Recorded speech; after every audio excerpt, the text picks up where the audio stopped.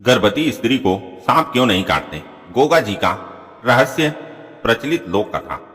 क्या आपने कभी सुना है कि गर्भवती स्त्री को सांप क्यों नहीं काटते? और क्या आपने यह भी सुना है कि इसके पीछे एक ऐसा रहस्य छिपा है जिसका संबंध एक दिव्य बालक और पूरी नाग जाति से जुड़ा हुआ है।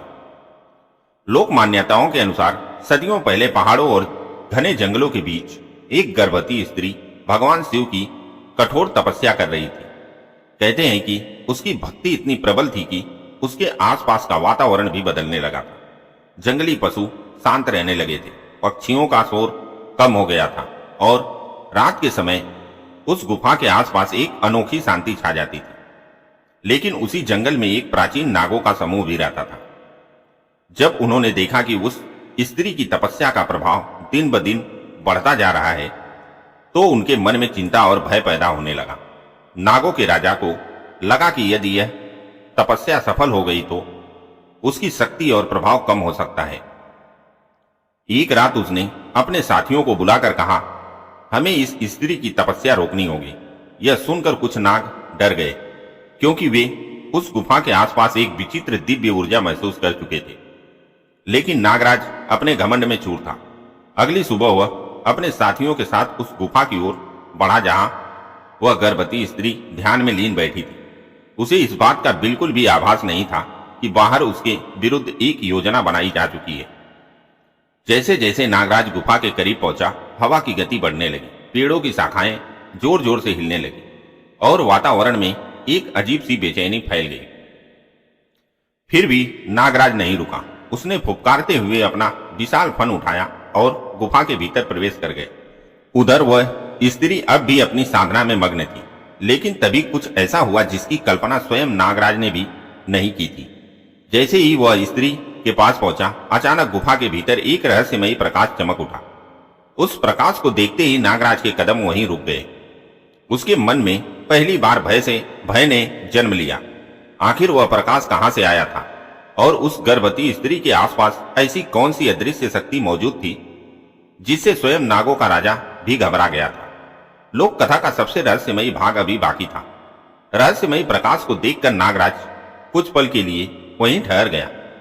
उसके मन में पहली बार यह प्रश्न उठा कि आखिर इस साधारण दिखाई देने वाली स्त्री के आसपास ऐसी कौन सी शक्ति है जो उसके कदमों को रोक रही है।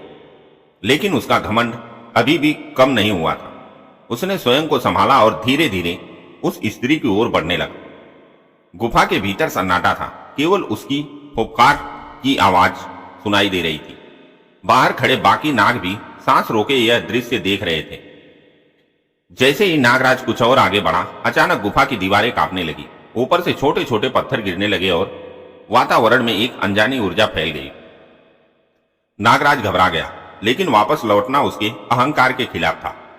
उसने क्रोधित होकर अपना विशाल फन उठाया और उस तपस्विनी को डराने के लिए जोर जोर से फुफकार मारी। उसी क्षण गुफा के भीतर एक तेज गर्जना गूंज उठी। वह आवाज इतनी शक्तिशाली थी कि पूरा जंगल कांप उठा। पेड़ों पर बैठे पक्षी उड़ गए, जंगली पशु अपनी मांदों में छिप गए और बाहर खड़े नाग भय से पीछे हट गए। नागराज ने चारों ओर देखा, लेकिन उसे कोई दिखाई नहीं दिया। तभी उसके कानों में एक गूंजती हुई आवाज सुनाई दी, वापस लौट जाओ। यह सुनते ही नागराज के शरीर में सिंहरन दौड़ गई। उसने क्रोध में कहा, कौन है जो मुझे आदेश दे रहा है? मैं नागों का राजा हूं। कुछ क्षण के लिए सब कुछ शांत हो गया। फिर अचानक वही रहस्यमयी प्रकाश पहले से कई गुना अधिक तेज हो उठा। अब वह साफ दिखाई दे रहा था कि प्रकाश उस तपस्विनी के शरीर से नहीं बल्कि उसके गर्भ से निकल रहा था। यह दृश्य देखकर नागराज की आंखें आश्चर्य से फैल गई। उसके मन में भय और जिज्ञासा दोनों पैदा हो गई। तभी वह आवाज फिर सुनाई दी, हे नागराज, शक्ति का घमंड तुम्हारी बुद्धि को अंधा कर चुका है। यह सुनकर नागराज क्रोधित हो उठा। उसने सोचा कि चाहे जो हो जाए, वह इस तपस्या को भंग करके ही रहेगा। उसने पूरी शक्ति के साथ आगे बढ़ने की कोशिश की, लेकिन जैसे ही उसने एक और कदम बढ़ाया, अचानक उसके सामने घना अंधकार छा गया। उसकी आंखों के आगे सब कुछ गायब हो गया। उसे कुछ भी दिखाई देना बंद हो गया था। नागराज घबराकर इधर उधर तड़पने लगा। बाहर खड़े नाग का यह दृश्य देखकर भय से कांप उठे। उनका शक्तिशाली राजा जो कभी किसी से नहीं डरा था, अब अंधकार में भटक रहा था। तभी वह रहस्यमयी आवाज एक बार फिर गूंजी, यह तो केवल एक संकेत है। यदि तुमने अपनी भूल नहीं समझी तो आगे जो होगा वह पूरी नाग जाति का भाग्य बदल देगा। यह सुनकर सभी नागों के दिल दहल उठे। उन्हें समझ नहीं आ रहा था कि आखिर उस गर्भ में पल रहा बालक कौन है, जिसकी शक्ति के आगे स्वयं नागराज भी असहाय हो गया था। लेकिन असली रहस्य तो अब सामने आने वाला था, क्योंकि अगले ही पल वह दिव्य बालक पहली बार स्वयं नागों से संवाद करने वाला था। नागराज भय से कांप रहा था। उसकी आंखों के सामने घना अंधकार छाया हुआ था और उसे कुछ भी दिखाई नहीं दे रहा था। जो नाग कुछ समय पहले अपने राजा की शक्ति पर गर्व कर रहे थे, अब उसी को असहाय अवस्था में देखकर स्तब्ध खड़े थे। गुफा के भीतर फैला दिव्य प्रकाश लगातार बढ़ता जा रहा था। ऐसा लग रहा था मानो कोई अलौकिक शक्ति वहां प्रकट हो चुकी हो। तभी वह रहस्यमयी आवाज एक बार फिर गूंजी, हे नागो, क्या अब भी तुम अपने अहंकार को नहीं पहचानते? यह सुनते ही सभी नाग भय से सिर झुकाकर जमीन पर लेट गए। उनके मन में अब घमंड नहीं, केवल डर था। नागराज कांपती हुई आवाज में बोला, आप कौन हैं? यदि आप कोई देवी शक्ति हैं तो हमसे हुई भूल के लिए हमें क्षमा कर दीजिए। कुछ क्षण तक गहरा सन्नाटा छाया रहा। फिर वह दिव्य स्वर सुनाई दिया, मैं कोई देवता नहीं हूं। मैं उस माता के गर्भ में पल रहा हुआ बालक हूं जिसकी तपस्या को तुमने भंग करने का प्रयास किया है। यह सुनते ही सभी नागों के शरीर में सिंहरन दौड़ गई। वे विश्वास ही नहीं कर पा रहे थे कि एक अजन्मा बालक इतनी अद्भुत शक्ति का स्वामी हो सकता है। नागराज का घमंड पूरी तरह टूट चुका था। उसने सिर झुकाते हुए कहा, हे दिव्य बालक, हमसे बहुत बड़ी भूल हो गई। हमें अपनी गलती का एहसास हो चुका है। कृपया करके हमें क्षमा कर दीजिए। तभी गुफा के बाहर तेज हवा चलने लगी। बादलों की गर्जना सुनाई देने लगी और पूरा जंगल जैसे उस क्षण का साक्षी बन गया। दिव्य बालक का स्वर फिर गूंजा, जिस स्त्री के गर्भ में नया जीवन पल रहा हो उसका सम्मान करना हर प्राणी का धर्म है। लेकिन तुमने अपनी शक्ति के अहंकार में यह बात भुला दी। यह सुनकर सभी नाग शर्म से सिर झुकाकर खड़े रहे। उन्हें अपनी गलती का गहरा पश्चाताप होने लगा था। तभी नागराज ने डरते हुए पूछा, हे दिव्य बालक, क्या हमारे इस अपराध का कोई दंड भी होगा? यह सुनते ही गुफा का प्रकाश और भी तेज हो गया। कुछ क्षणों के लिए ऐसा लगा जैसे समय थम गया हो।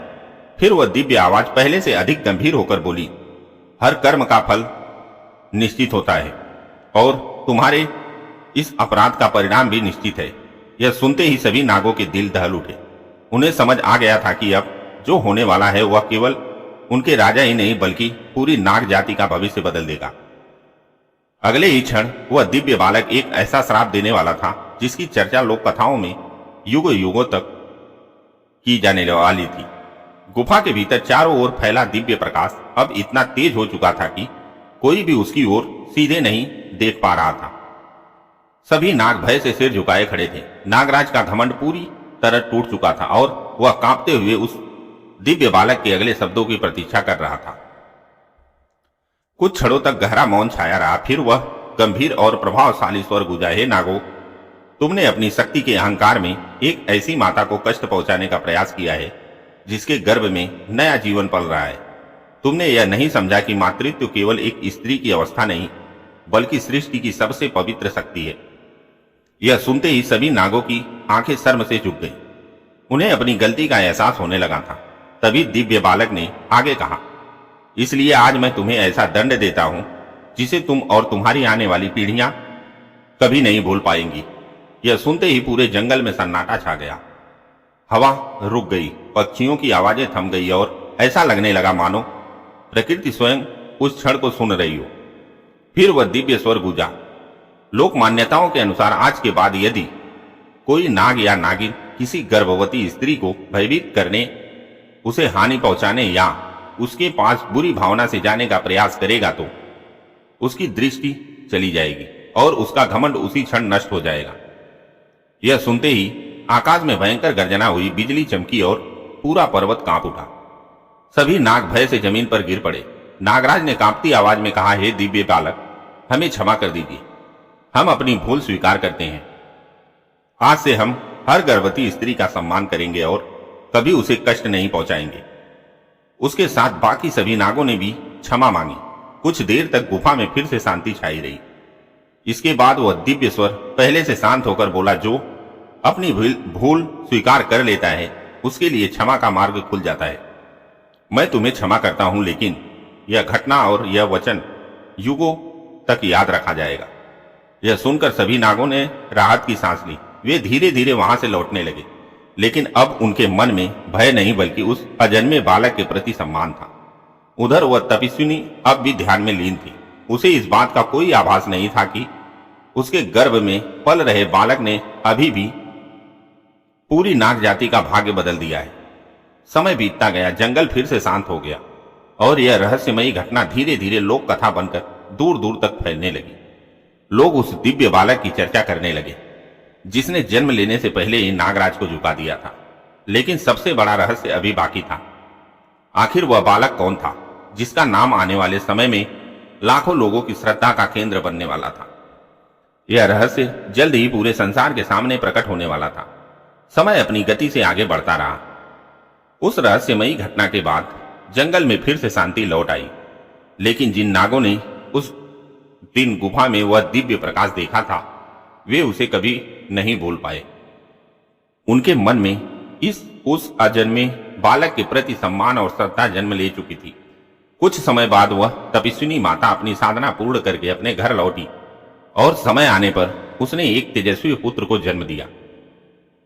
लोक मान्यताओं के अनुसार उस बालक के जन्म के साथ ही आसपास का वातावरण आनंद और उत्साह से भर गया। लोग कहते थे कि उसके चेहरे पर एक अद्भुत तेज था और उसकी आंखों में ऐसी करुणा थी जो हर किसी का मन जीत लेती थी। जैसे जैसे वह बड़ा होने लगा उसकी दिव्यता की चर्चा दूर दूर तक फैलने लगी। कहा जाता है कि नाग भी उसके सामने शांत हो जाते थे और उसे देखते ही अपना फन झुका लेते थे। गांव के लोग उसे कोई साधारण बालक नहीं मानते थे। उन्हें विश्वास था कि ईश्वर ने उसे किसी विशेष उद्देश्य के लिए धरती पर भेजा है। समय बीतता गया और वही दिव्य बालक आगे चलकर गोगा जी के नाम से प्रसिद्ध हुआ। उनकी वीरता, न्यायप्रियता और लोक कल्याण की कथाएं दूर दूर तक फैल गई। लोग उन्हें श्रद्धा से याद करने लगे और उनकी महिमा का गुणगान करने लगे। लोक कथाओं के अनुसार नाग जाति भी उस दिन की घटना को कभी नहीं भूल पाई। उन्हें याद था कि कैसे एक अजन्मे बालक ने उनके घमंड को तोड़ा था और उन्हें मातृत्व का सम्मान करना सिखाया था। तभी से यह कथा पीढ़ी दर पीढ़ी सुनाई जाने लगी। बुजुर्ग अपने बच्चों को और पोते पोतियों को यह कहानी सुनाते और बताते कि शक्ति का अहंकार चाहे कितना भी बड़ा क्यों ना हो, सत्य और धर्म के सामने टिक नहीं सकता। आज भी राजस्थान और भारत के कई हिस्सों में गोगा जी को श्रद्धा के साथ याद किया जाता है। उनके मंदिरों में भक्त सिर झुकाकर आशीर्वाद मांगते हैं और उनकी कथाओं को बड़े विश्वास के साथ सुनते हैं। लोक मान्यताएं कहती हैं कि जिस दिन नागों ने एक तपस्विनी माता की साधना भंग करने का प्रयास किया था, उसी दिन एक दिव्य बालक ने उन्हें ऐसा सबक दिया जिसे वे कभी नहीं भूल पाए। और तभी से यह विश्वास लोगों के बीच जीवित है कि मातृत्व की रक्षा स्वयं दिव्य शक्तियां करती हैं। लोक मान्यताओं के अनुसार उसी दिन नाग जाति ने प्रण लिया था कि वे गर्भवती स्त्रियों को कभी कष्ट नहीं पहुंचाएंगे। इसलिए कहते हैं कि गर्भवती स्त्री को देखकर सांप भी उसका सम्मान करते हैं और उसे हानि पहुंचाने से बचते हैं। यही कारण है कि यह कथा आज भी श्रद्धा, आस्था और सम्मान के साथ सुनाई जाती है। दोस्तों, अगर यह कहानी आपके दिल को छू गई हो और आपको इसमें कुछ प्रेरणा मिली हो तो चैनल को अपना प्यार जरूर दीजिए। वीडियो को लाइक करें, चैनल को सब्सक्राइब करें और नीचे कमेंट करके बताइए कि आपको कहानी का कौन सा हिस्सा सबसे ज्यादा अच्छा लगा।